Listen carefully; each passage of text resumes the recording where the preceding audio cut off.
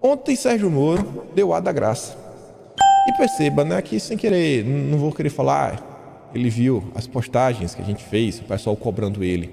Mas inúmeras pessoas nos últimos dias começaram a levantar, né, uma pergunta que é um fantasma que assusta Sérgio Moro, porque ele sabe que é verdade, isso é um fato.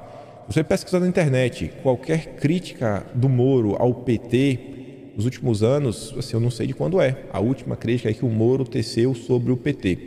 Calado sobre o caso, não fala nada, não fala do Lula. E aí ontem ele dá uma da graça para querer falar do mensalão. Eu até colocando a pergunta, às 6h30 da manhã, Moro fala às 8h11. E Moro vem falar do tal do orçamento secreto, que na verdade eu acho que é uma mentira do Sérgio Moro. Mas beleza, ele fala o seguinte, ó. A governabilidade tem que ser construída com base em projetos e princípios, e não na distribuição do orçamento da União de forma arbitrária, obscura e sem controle. Transparência com dinheiro público evita desvios. Não queremos voltar ao tempo do mensalão.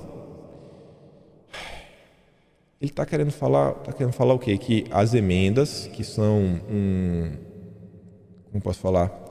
um recurso que está aí a própria Constituição, né, traz as emendas parlamentares. Isso é o quê? Isso é igual ao mensalão? Isso é igual ao mensalão? A única coisa que o Sérgio Moro sabe fazer é tentar criminalizar todo mundo. Todo mundo é criminoso, só ele que presta. Aí só vai eleger 4 pessoas, né, no Brasil. Ele, Deltan e mais 2. E vejam só o seguinte, né? Hoje a gente vê que qualquer um que vem com esse discurso, qualquer um, ainda mais um cara como o Sérgio Moro, que não é um cara inocente, sabe, um cidadão comum, um empresário, sei lá, um profissional liberal, qualquer um fazendeiro que quer se jogar na política e acha que vai conseguir, vai mudar tudo através de ideias. O cara vem me falar que governabilidade tem que ser construída com base em projetos e princípios, não na distribuição do orçamento da União de forma arbitrária, obscura e sem controle. O pessoal já chama, né, que o Brasil, como é que se fala? O presidencialismo de coalizão. Como é que ele espera obter aí na Câmara 308 votos, 54 no Senado para avançar com o que ele quiser através de ideias, de projetos? A não ser quando o seu projeto, sua ideia, né, ele aceita por uma grande parte. Então ele pensa o quê? Deve pensar igual o Lula, né, igual o PT, aquelas pautas que toda a esquerda brasileira apoia, aí sim ele vai ter bastante apoio para avançar com seus projetos. Mas vamos falar um pouco dessa situação. Muito tem se comentado sobre as emendas, atacando o governo, várias pessoas jogando pedra, mas a questão assim é tão ridícula que no fim dos dias não é que é uma narrativa, é desinformação, porque uma narrativa ainda tem que ter um fundo de verdade. O que está acontecendo agora é uma mentira do início até o fim. Estou querendo atribuir para Bolsonaro uma coisa que ele era até contrário e que ele não tem nenhuma coisa a ver. Como se Bolsonaro estivesse usando o dinheiro público de forma indevida para fazer números absurdos, quem sabe até está envolvido em corrupção. E a Sarita ontem fez essa postagem aqui falando o seguinte: sabe o tal orçamento secreto que a imprensa usa para atacar o governo? Então, Bolsonaro, ele vetou. Bolsonaro vetou a criação desse orçamento. Ué, se Bolsonaro vetou, então por que tem? Será que a Sarita está mentindo? O Congresso derrubou o veto. Ah, rapaz.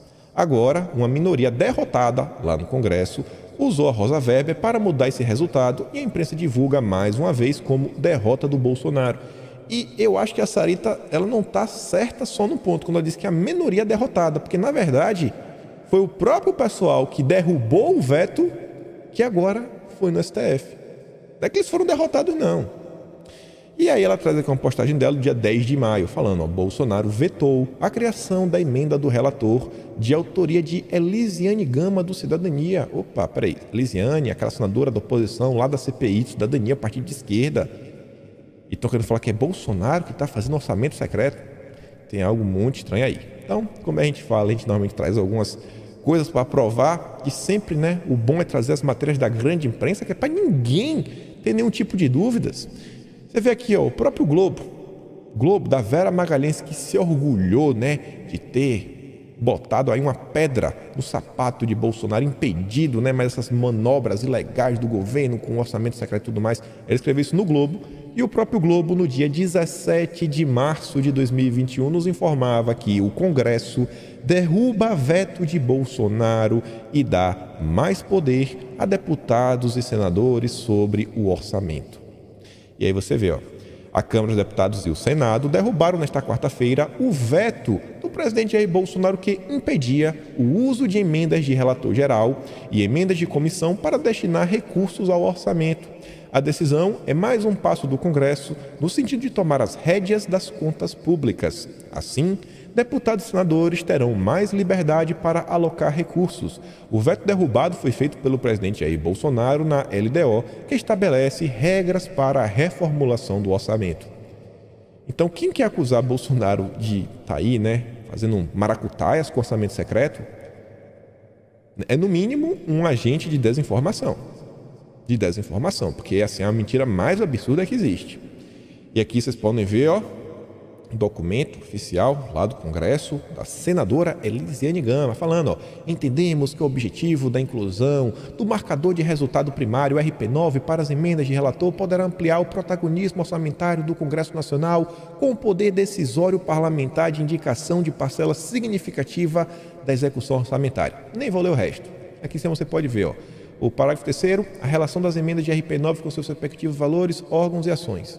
Aí, tudo discutido na Comissão Mista de Planos, Orçamentos Públicos e Fiscalização. A ideia do tal orçamento secreto vem da esquerda. Olha só, né? Olha só. E aí usam contra Bolsonaro. A imprensa é sensacional. É sensacional. Agente de desinformação. E aí, para complementar o que a Sarita trouxe, você pode ver aqui, ó, o Saul, ele traz aqui o veto de Bolsonaro, que foi derrubado por 439 votos. Por 439 votos, o veto de Bolsonaro foi derrubado no Congresso, na Câmara, e no Senado, 73 votos. Ele diz, ó, trata-se do veto 59/2020.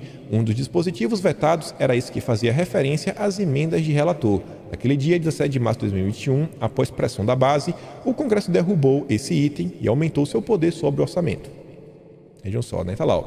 Texto do dispositivo vetado, de relator geral do projeto de lei orçamentária anual, que promove alterações e programações constantes no projeto de lei orçamentária, ou inclusão de novas, excluídas as de ordem técnica RP9.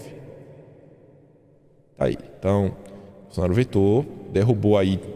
Você vê, apenas 19 pessoas votaram para manter o veto de Bolsonaro. E você vê a cara de pau seguinte, ó. Porque o PSOL também votou fechadinho para derrubar aquilo que hoje eles chamam de farra. O pessoal que fala que é a farra, o orçamento secreto, e foi o pessoal que foi lá cutucar o STF, eles votaram para derrubar. Todo mundo aí votando não. Aí você vê aqui, ó, Cidadania, quase todo mundo votando não, menos a Paula Belmonte. No PDT, todo mundo votando não. No PSB, todo mundo votou não, com exceção do Rodrigo Coelho, que votou sim, e o Bira do Pandaré, que se absteve. Também os partidos que foram lá cutucar. E até o PT, ó, todo mundo votou não. Todo mundo votou não. Aí você vê, ó, a decisão de Rosa Weber foi tomada em uma ação de arguição de descumprimento de preceito fundamental, a DPF, formulada pelo PSOL e apresentada em junho deste ano. Posteriormente, os partidos Novo, Cidadania e PSB também solicitaram a suspensão da execução das emendas de relator geral. Os pedidos passaram a tramitar em conjunto no Supremo. Isso daqui só está acontecendo por causa das matérias da imprensa, né? É para dar voz à narrativa. É só para dar voz àquela narrativa que existe o orçamento, o tratoraço. Quem lembra do tratoraço? Só isso. Aí o senhor diz, ó, esses partidos foram os mesmos que agora acionaram o STF contra as emendas de relator.